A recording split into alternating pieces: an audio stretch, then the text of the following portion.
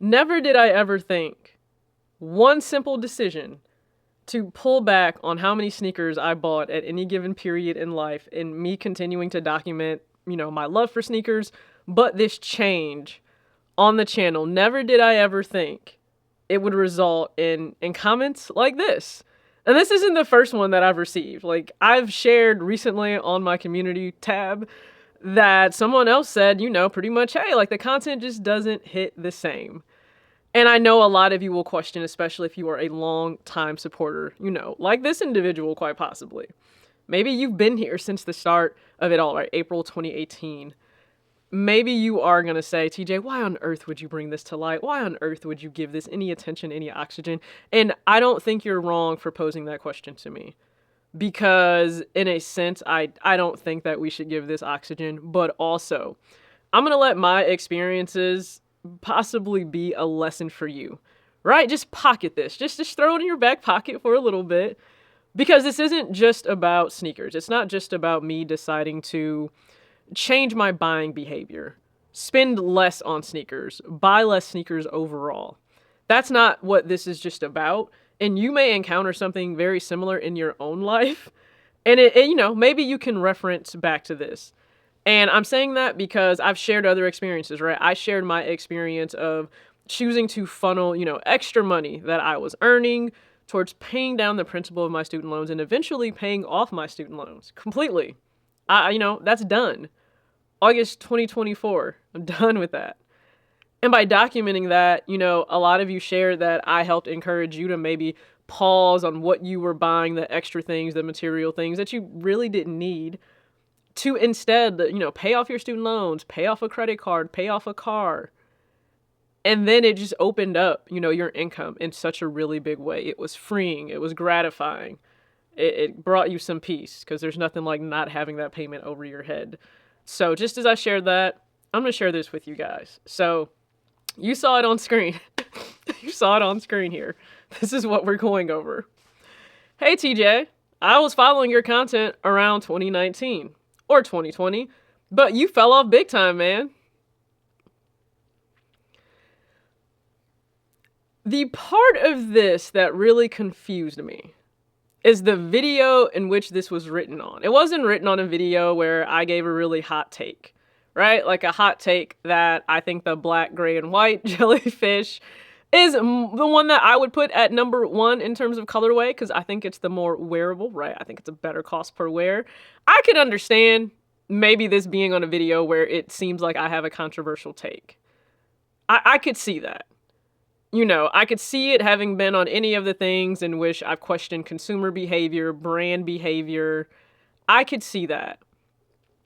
But this comment was left on the video in which, listen, humbly but proudly, I shared that, hey, I'm featured in all 3 episodes of the Shoe Game series for ESPN and NBA on ESPN.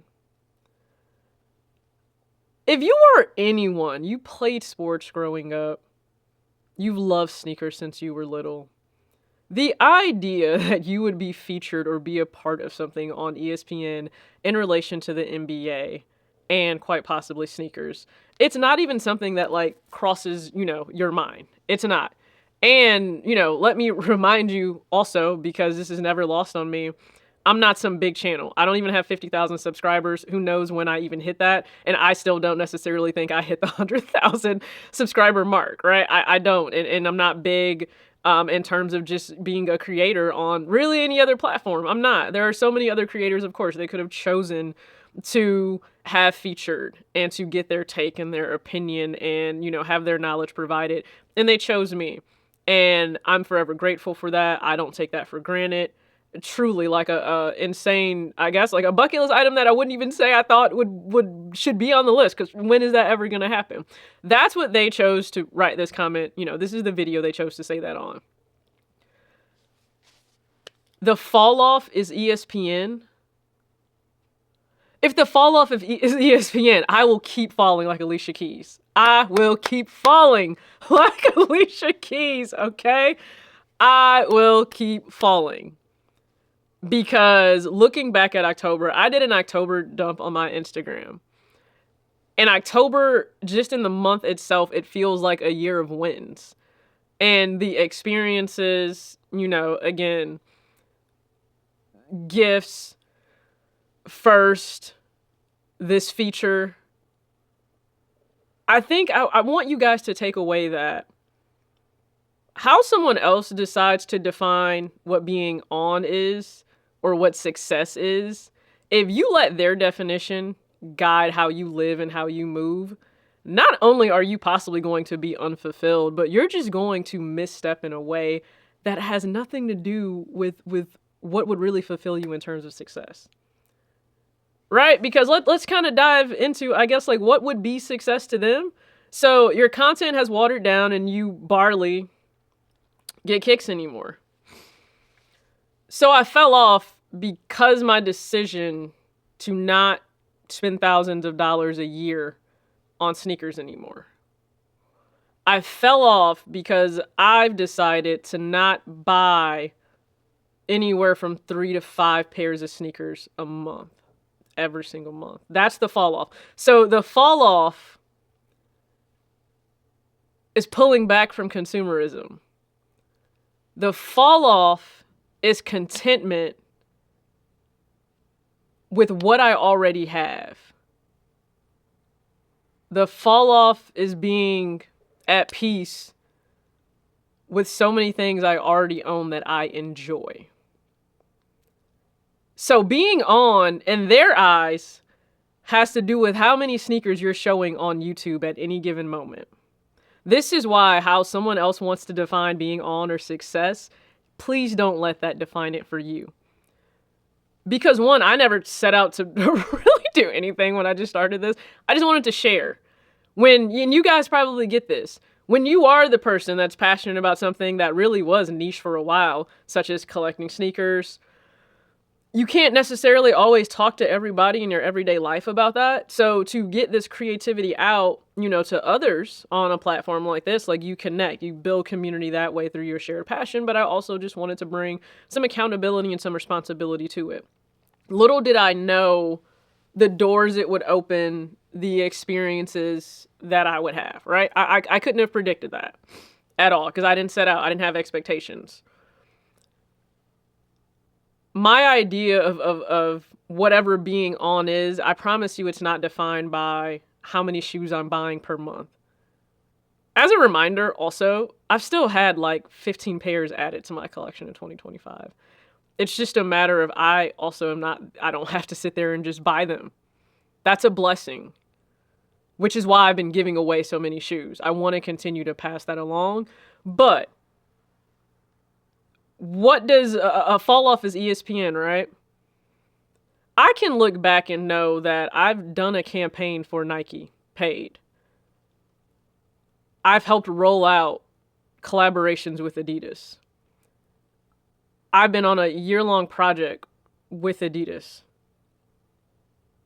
I've been a part of an ESPNW summit for 2 years that was back-to-back, in which some of the most known ESPN personalities and athletes and everything, I was the individual checking them in and also being able to sit down with them one-on-one.